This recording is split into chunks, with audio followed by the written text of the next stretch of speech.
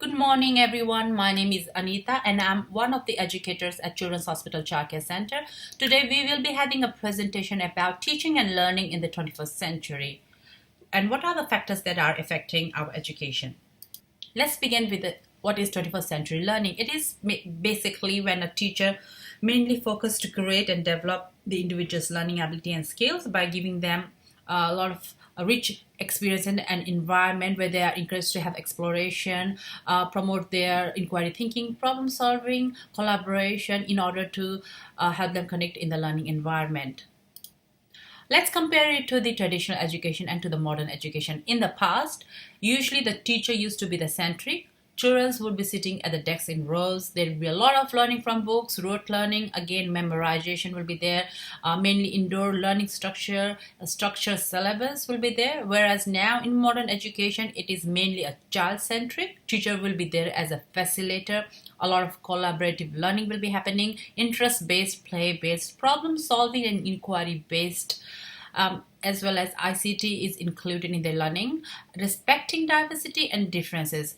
Very importantly, acknowledging student voice and their agencies. So what is globalization?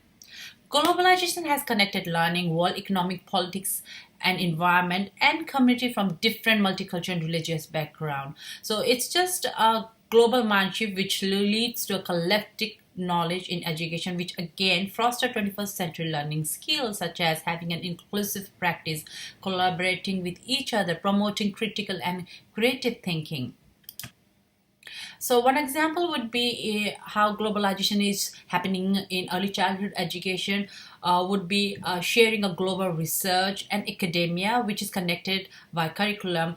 Therefore, our teaching teams is mainly focusing on Radio Amelia approach, which is shared knowledge of teaching approach and curriculum, which again supports children's idea and build their knowledge around towards being a responsible global citizen where we all live in. EYLF encourage children are connected with and contributed to their world. So what is social change? It mainly refers to any sort of modification in human behavior patterns, their culture, traditional structures such as their norms and values. So diversity is one of the social change that is influencing change in education, which is easily evident when incorporating diversity learning within the center, such as having an inclusive practice, acknowledging differences, giving equal opportunities, gender inclusion, and Aboriginal and Torres Strait Islander perspective.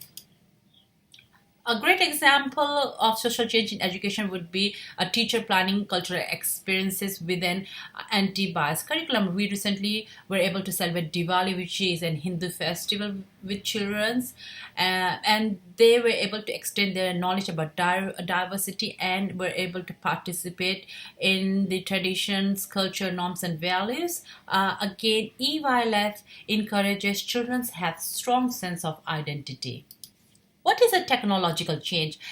Technology allows not only collaboration and communication within locally, but globally, which helps them to broaden communities of learning. As an educator, it has definitely changed our lives because we can easily get access to our educational resources. We are able to now connect with parents and students to share our learning.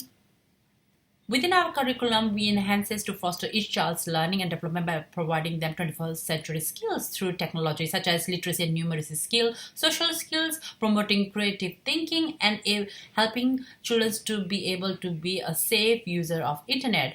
EYLF promotes children are connected and are involved learner. What is the ecological change? It is a change which is rapidly taking place in current time due to human impact, environmental changes, geological changes. So in 21st century teaching and learning, we are practicing children to educate being more responsible towards their future, maintaining a healthy and sustainable future. Within our education program, we are actively engaged with nature, such as vegetable patch, doing gardening, and these daily practices help children to be aware of everything comes from somewhere and everything has to go somewhere. So EYLF children have to be respectful and responsible for the human impact. Thank you for listening to this presentation.